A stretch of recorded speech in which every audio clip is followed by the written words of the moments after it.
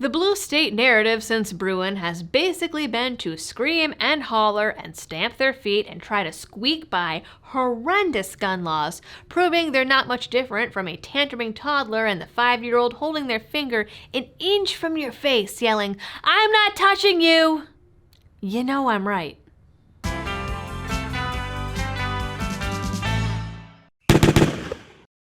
Now, I'm normally all for states' rights, but not when it comes to the natural-born right to defend your own life, property, and those you love against petty criminals and tyrants.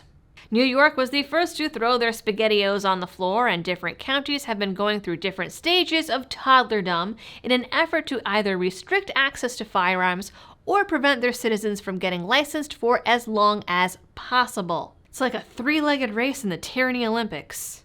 But now, Suffolk County is something special. They're attempting to use bureaucracy to freeze people out of their rights for as long as 3 years. But before I get into the rest of the details of all of that, I would like to bring your attention to this awesome, beautiful, spiffy watch here I've got from Smith & Bradley.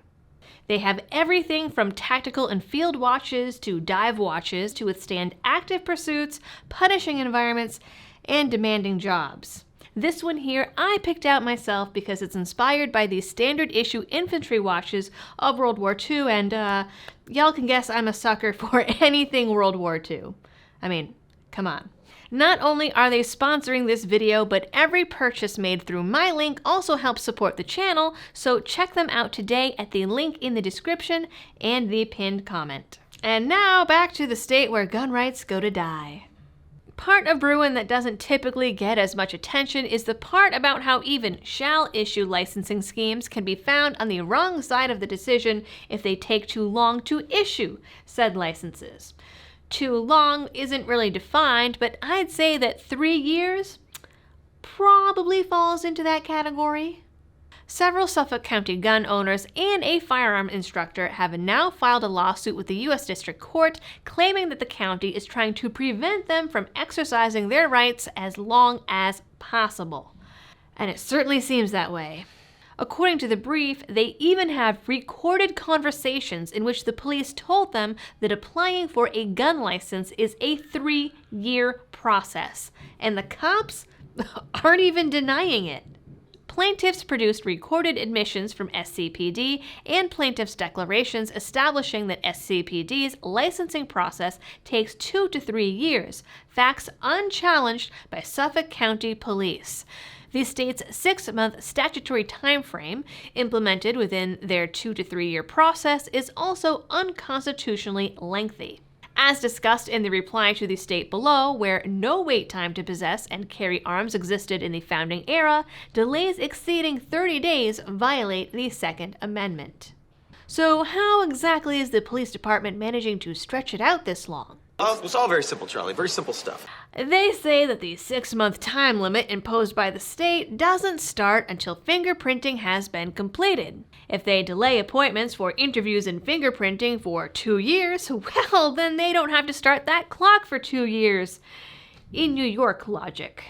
By refusing to accept the state PPB3 for filing upon presentation, delaying fingerprinting, interviews, and photographs for 1.5 to 2 years, Suffolk County Police deliberately delays the commencement of the state's 6-month clock.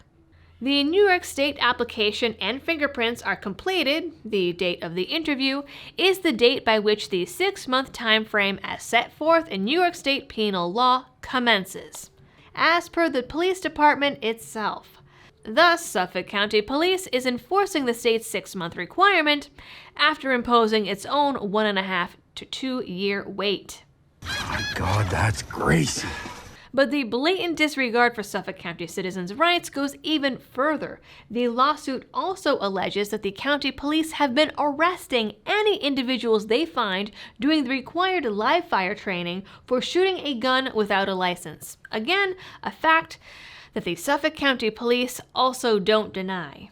That is something that is so outrageous that I'll be covering it in a separate video, as I think it deserves its own time in the spotlight.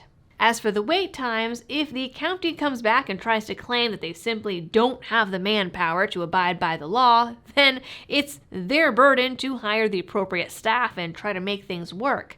The folks making these ridiculous gun laws never seem to take into account the manpower required of whatever licensing power that be, or perhaps that's actually all part of the plan. Actually, it's probably a little bit of column A and a lot of column B. Either way, this lawsuit is just getting started. They are requesting a jury trial, so we'll see where this one goes, and I will be sure to keep you guys up to date. As for this video, that is all I have for you today. If you like this video, please like, share, subscribe if you're new here, drop a comment down below, do all of the algorithm things to get this video out in front of more people, because honestly, I have not really heard this lawsuit getting talked about at all. Thanks for tuning in. Don't forget to visit today's sponsor. Stay safe from the ATF and New York and Massachusetts and all of those horrendous blue states. And happy shooting. Unless you're applying for a license in Suffolk County, then, let us know how much bail is, I guess.